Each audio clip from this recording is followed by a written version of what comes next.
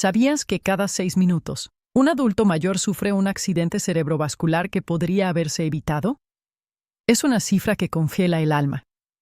Pero detrás de esa estadística, hay una abuela que ya no podrá narrar historias, un padre que no volverá a recorrer su jardín, una existencia que se apaga en cuestión de segundos. Y lo más estremecedor, lo que me ha impulsado a encender esta cámara con una urgencia que rara vez he sentido, es que una nueva investigación demuestra que gran parte de estas tragedias están vinculadas a 4 medicamentos de uso cotidiano. Medicamentos que, con toda probabilidad, guardas ahora mismo en tu botiquín, recetados con la mejor intención, pero cuyo peligro oculto está saliendo a la luz de manera alarmante. Si tienes más de 60 años, o si eres quien cuida de tus padres, necesito que permanezcas conmigo. No exagero al decirte que lo que estás a punto de escuchar puede ser la diferencia entre la vida y la muerte. Porque uno de estos fármacos, que millones de personas consideran tan inofensivo como un simple vaso de agua, podría estar elevando de manera dramática, a veces incluso triplicando, el riesgo silencioso de padecer un derrame cerebral, también conocido como ACV, ictus o infarto cerebral. Soy especialista en salud y longevidad desde hace más de 20 años. He comprobado que recibir la información precisa en el momento indicado marca la diferencia entre una vejez llena de vitalidad y una dependencia devastadora. Hoy no vamos a hablar de teorías, hoy vamos a hablar de ciencia, de investigaciones serias, de conocimiento real que, lamentablemente, muchos profesionales todavía no aplican. Voy a revelarte cuáles son estos 4 jinetes del apocalipsis farmacéutico que amenazan el cerebro de los adultos mayores y, más importante aún, qué alternativas seguras puedes y debes plantear a tu médico. El último de la lista es el más impactante y, en lo personal, el que más me indigna. Quédate conmigo, porque el conocimiento no solo es poder. En este caso, es protección absoluta. Pero antes, déjame mostrarte qué significa realmente una ACV. Imagina que tu cerebro es una ciudad vibrante. Tus neuronas son los hogares y tus arterias son las autopistas que transportan oxígeno y nutrientes, el combustible indispensable para que todo marche. Una ACV ocurre cuando el tráfico en una de esas autopistas se detiene de golpe. Puede suceder por 2 razones. La más frecuente es un ACV isquémico, un bloqueo monumental provocado por un coágulo que obstruye una arteria. Sin combustible, las casas, es decir, las neuronas de esa región, comienzan a morir en cuestión de minutos. El segundo es un ACV hemorrágico. Una de esas autopistas se rompe y la sangre invade el tejido cerebral, destruyéndolo todo a su paso. Ambos escenarios son devastadores. El gran problema es que, con el paso de los años, nuestro cerebro se vuelve mucho más frágil. Es como un ordenador antiguo, lleno de poder, cargado de sabiduría, pero con un hardware extremadamente sensible. Ya no procesa ciertas sustancias químicas de la misma manera que antes. Y algunos de los medicamentos de los que vamos a hablar hoy actúan como un virus que sobrecarga el sistema, que quema los circuitos de ese ordenador tan valioso. Lo más aterrador es que lo hacen en silencio, hasta que el daño ya es irreversible. Con esa imagen grabada en tu mente, es momento de empezar a levantar el velo. Vamos a abrir ese botiquín y a iluminar con una luz implacable los peligros escondidos en su interior. Sección 1. El culpable que se disfraza de inocente. Los antiinflamatorios no esteroideos, conocidos como AINES. El primer grupo de fármacos es, tal vez, el más frecuente en cualquier hogar. Son los antiinflamatorios no esteroideos, los famosos AINES. Ibuprofeno, naproxeno, diclofenaco. Seguro que los reconoces. Son la salida rápida para un dolor de cabeza, para un dolor de espalda, para esa rigidez matutina en las articulaciones. Los adquirimos sin receta, los ingerimos casi como si fueran caramelos, convencidos de que no representan un riesgo. Ahí radica su verdadero peligro, en esa apariencia de total inocencia. Para alguien joven, con un corazón fuerte, tomar un ibuprofeno de vez en cuando no parece gran cosa.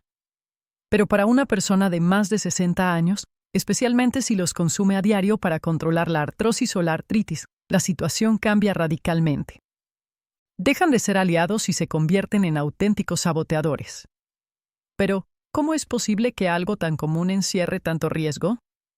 La respuesta está en la tormenta perfecta de 3 mecanismos que actúan al mismo tiempo. El primero, el aumento de la presión arterial. Imagina tus arterias como una manguera.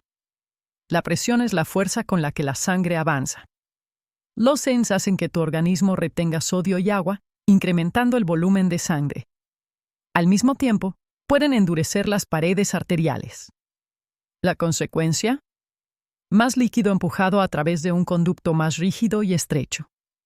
La presión se dispara sin control. Y la hipertensión es el enemigo número 1, el mayor factor de riesgo para un ACV. Es como forzar las tuberías de tu hogar una y otra vez. Tarde o temprano, una termina rompiéndose. El segundo mecanismo es más traicionero. Impacta en los riñones y en las plaquetas. Los riñones son los filtros maestros del organismo. Los AINES pueden deteriorar esos filtros, en especial cuando ya han acumulado décadas de desgaste. Un riñón dañado eleva aún más la hipertensión. Además, modifican las plaquetas, esas células encargadas de formar coágulos que detienen las hemorragias. Al alterar su equilibrio natural, pueden desencadenar, de manera irónica, coágulos donde jamás deberían estar, como en las arterias del cerebro. Y el tercer mecanismo es el golpe final, la aterosclerosis. El uso prolongado de AINES alimenta una inflamación persistente en el recubrimiento de las arterias. Esa inflamación actúa como una lija que raspa el interior, creando superficies ásperas donde el colesterol se adhiere y forma placas. Un fragmento de esa placa puede desprenderse, viajar al cerebro y desatar la catástrofe. Piensa en Carlos, 68 años, un jubilado apasionado por su jardín. Carlos sufría de artrosis en sus rodillas. Su remedio diario era el diclofenaco, 2 comprimidos al día, todos los días. Es lo único que me calma el dolor, repetía convencido. Tenía la presión un poco elevada, pero no le daba importancia. No sabía que cada pastilla añadía combustible al fuego. Su tensión aumentaba en silencio, sus arterias se volvían cada vez más rígidas. Una mañana, mientras regaba sus rosas, sintió un mareo y la manguera se le escapó de las manos. No pudo levantar el brazo. Estaba sufriendo un ACV. El desencadenante fue un coágulo, pero el terreno ya llevaba años preparándose con cada dosis aparentemente inofensiva. Entonces surge la gran pregunta. ¿Debemos resignarnos a vivir con dolor? Claro que no. La clave está en la estrategia adecuada. Lo primero, y lo recalcaré siempre: nunca abandones un medicamento por tu cuenta, sin antes hablar con tu médico. Eso puede ser igual de peligroso o incluso peor. La verdadera salida está en una conversación franca con tu doctor. Haz las preguntas sin rodeos. Con mi edad y con mi presión arterial, ¿es este AINE la opción más segura para mí? ¿Cuál es la dosis mínima realmente necesaria? ¿Y durante cuánto tiempo? Y, además, hay que explorar alternativas. El paracetamol suele ser una opción inicial mucho más segura para el corazón. También existen geles y cremas con diclofenaco o ibuprofeno que actúan directamente en la zona del dolor, reduciendo el riesgo general. Y jamás subestimes el poder de la fisioterapia, del movimiento, del calor o del frío. El objetivo no es simplemente tapar el dolor, sino atacar su raíz de la manera más segura. Conocer esto te da la fuerza para hacer las preguntas correctas, y esas preguntas pueden proteger tu cerebro. Sección 2. El riesgo silencioso que nace de un problema íntimo. Los anticolinérgicos. Aquí entra en juego el segundo grupo. De este casi nadie habla en relación con los ACV, y justamente por eso es tan peligroso. Se utiliza para un problema muy común, del que a menudo da vergüenza hablar: la vejiga hiperactiva o la incontinencia. Para millones de personas, el miedo a un escape limita su vida cotidiana. La respuesta, casi siempre, termina siendo una pastilla, un fármaco anticolinérgico. Nombres como oxibutinina, tolterodina o solifenacina suenan familiares en muchas recetas. Prometen devolver el control y de hecho funcionan, pero lo que rara vez explican es la conexión directa que tienen con la salud de tu cerebro. Para entenderlo, hay que hablar de la acetilcolina. Ese es el mensajero esencial de tu sistema nervioso. Es vital para los músculos, incluido el de la vejiga, Pero también resulta absolutamente imprescindible para la memoria, el aprendizaje y la función cognitiva. Es como el aceite que engrasa cada engranaje del pensamiento. Los anticolinérgicos bloquean a ese mensajero. En la vejiga, relajan el músculo. Problema resuelto, ¿verdad? Pues no, porque estos medicamentos no son un misil de precisión. Son más bien una bomba de racimo. Circulan por la sangre, recorren todo el cuerpo y terminan llegando al cerebro. Y allí también bloquean la acetilcolina. El primer efecto, el más evidente, es el deterioro de la mente. Su consumo prolongado se relaciona con un aumento claro en el riesgo de demencia. Los pacientes comienzan a quejarse de confusión, de esa niebla mental que les nubla los días, de una memoria que falla, de un cansancio que los arrastra al sueño. Muchos lo atribuyen simplemente a la edad, sin imaginar que es esa pastilla para la vejiga la que va apagando lentamente las luces de su cerebro. Pero el riesgo va aún más lejos. La conexión con el ACV es tan oscura como peligrosa. La acetilcolina también cumple un papel crucial regulando el flujo de sangre que llega al cerebro. Cuando se bloquea, estos medicamentos pueden impedir que las arterias cerebrales se dilaten justo en los momentos en que necesitan más oxígeno. Esto abre zonas de baja circulación, creando un terreno fértil para un ACV. Además, síntomas como los mareos al ponerse de pie o la sedación constante pueden desestabilizar un sistema cardiovascular ya debilitado. Es como pedirle al controlador aéreo de tu cerebro que trabaje con la mitad de su equipo y con las radios averiadas. El desastre se vuelve solo cuestión de tiempo. Déjame contarte la historia de Marta, 75 años, viuda, llena de energía. Comenzó con un problema de vejiga hiperactiva. El miedo a un accidente la estaba aislando dentro de su propia casa. Su médico le recetó oxibutinina. Al principio fue un milagro. Pero con el paso de los meses, sus hijas notaron que olvidaba cada vez más cosas. Un día, al levantarse del sofá, un vértigo brutal la derribó de golpe. Habían sufrido un AIT, un accidente isquémico transitorio, la advertencia clara de que un ACV mayor estaba a punto de llegar. Cuando los médicos revisaron su lista de medicación, la relación quedó evidente. Ese fármaco que parecía devolverle su vida social, en realidad estaba amenazando su vida. La experiencia de Marta es una alerta que no podemos ignorar. Si tomas un medicamento contra la incontinencia, actúa ya. De nuevo, jamás lo abandones de manera brusca. Lo primero es comprobar si tu tratamiento pertenece a los anticolinérgicos. Si lo es, llama a tu médico cuanto antes. La pregunta fundamental que debes hacer es, doctor, ¿este medicamento está poniendo en riesgo mi cerebro? ¿Existen alternativas más modernas y seguras? Y la buena noticia es que sí, existen. Hay una nueva clase de fármacos, los agonistas beta-3, como el miravigrón. Funcionan por un mecanismo diferente, no interfieren con la acetilcolina y su perfil de riesgo es mucho más favorable. Son una opción notablemente más segura. Y además, nunca olvides el poder de las terapias no farmacológicas. Los ejercicios de Kegel para fortalecer el suelo pélvico son extraordinarios. Preentrenar la vejiga con horarios fijos también puede ser muy eficaz. Incluso reducir la cafeína, el alcohol o los refrescos puede generar un cambio enorme. La incontinencia merece ser tratada, pero jamás con una solución que ponga en jaque tu cerebro. Tienes derecho a exigir opciones seguras. Ya hemos desenmascarado a 2 de los culpables. Si esta información está abriéndote los ojos a peligros que desconocías, te pido algo sencillo pero poderoso. Haz clic en el botón de Me gusta. Cada like le indica a YouTube que este contenido es valioso, que debe mostrárselo a más personas que lo necesitan. Tu apoyo nos da la fuerza para seguir investigando. Y si aún no lo has hecho, suscríbete, activa las notificaciones, porque los 2 medicamentos que faltan son todavía más decisivos, incluso más peligrosos, y no querrás dejar que se te escapen. Parte número 3. El aparente milagro inflamatorio con un lado oscuro. Los corticoides sistémicos. Este tercer grupo suele presentarse como un auténtico salvavidas. Me refiero a los corticoides sistémicos, como la prednisona o la dexametasona.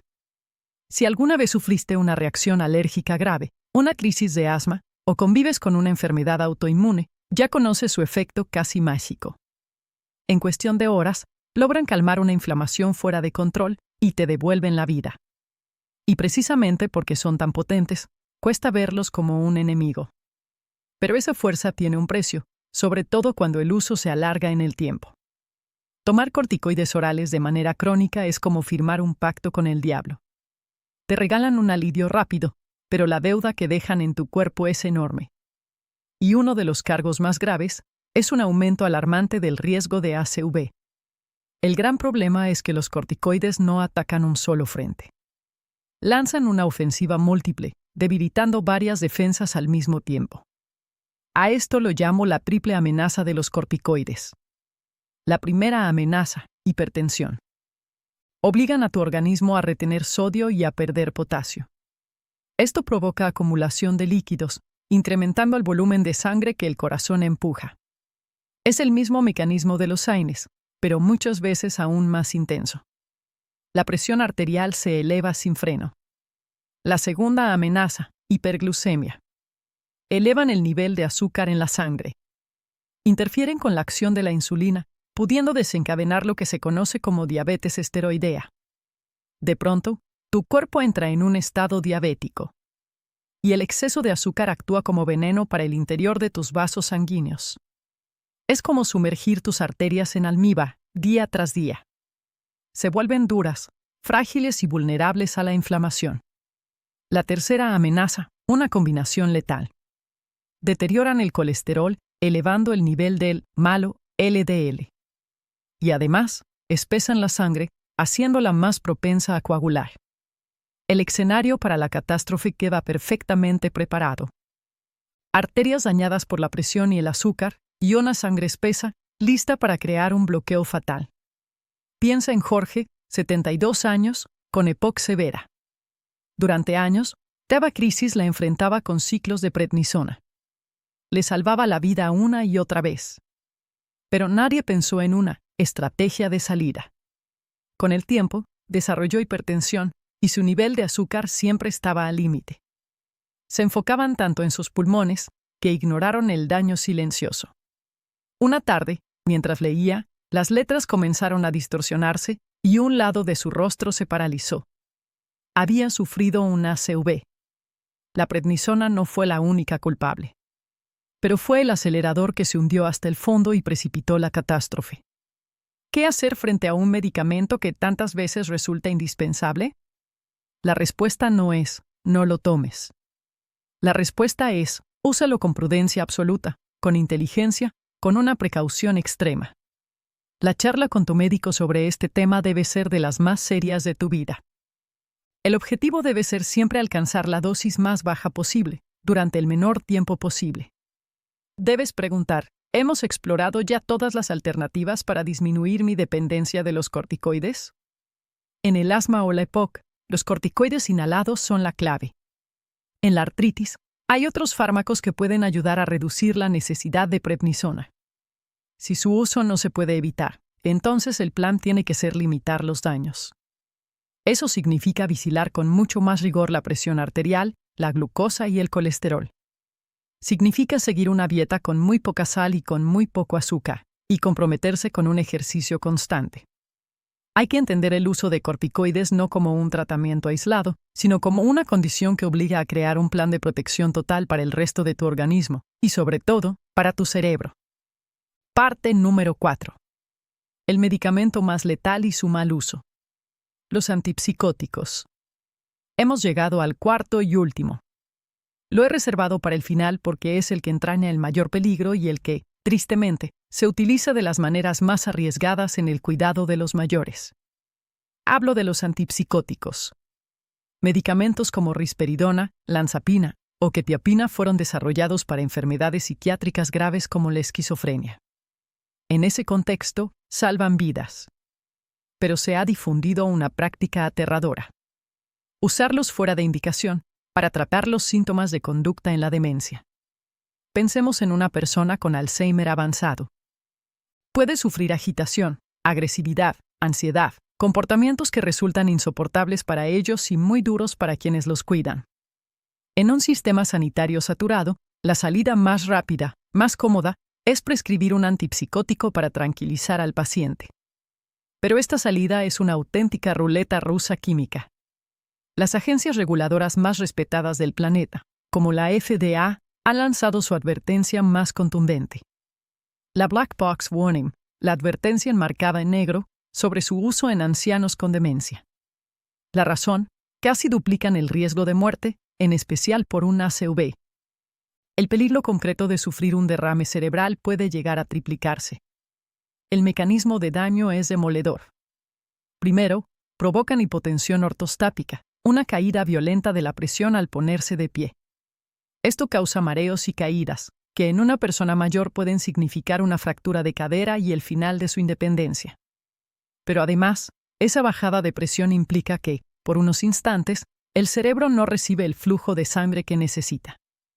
Repetir esta situación una y otra vez puede desencadenar una ACV. Segundo, pueden destrozar el ritmo cardíaco, generando arritmias que forman coágulos que viajan directos al cerebro. Además, desencadenan un síndrome metabólico feroz, con aumento de peso, de azúcar y de colesterol. En apenas unos meses, pueden disparar una diabetes descontrolada. Y hay más, algo descubierto más recientemente, pueden volver la sangre más densa, más viscosa, literalmente más espesa y pegajosa. Imagina a Elena, 80 años, con demencia.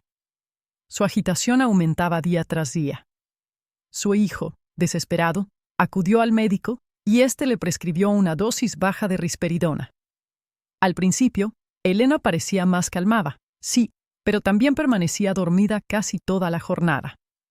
Nadie reparó en que su presión se volvía inestable, peligrosamente cambiante. Una tarde, su hijo la halló en el sillón, con la mirada perdida, la boca torcida. Un ACV masivo había golpeado su cerebro. Aquella pastilla que debía, supuestamente, ayudar, terminó siendo su verdugo. Esta es, sin duda, la conversación más difícil, pero también la más vital, que un cuidador debe tener.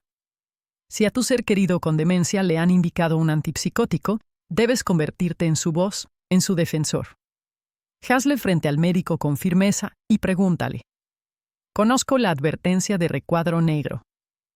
¿Hemos agotado absolutamente todas las opciones no farmacológicas? ¿Cuál es el plan concreto para retirar este fármaco lo antes posible?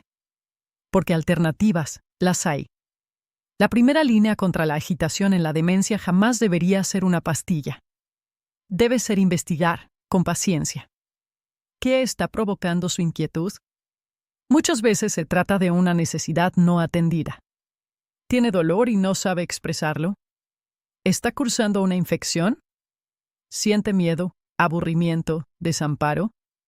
La clave son las intervenciones conductuales. Crear un ambiente sereno, ofrecer música que le agrade, simplificar sus tareas, validar lo que siente.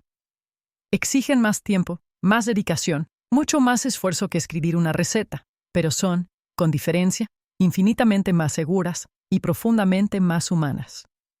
Un antipsicótico en un anciano con demencia debería reservarse solo como último recurso, desesperado, extremo, durante un lapso muy breve, y únicamente cuando absolutamente todo lo demás ya ha fracasado.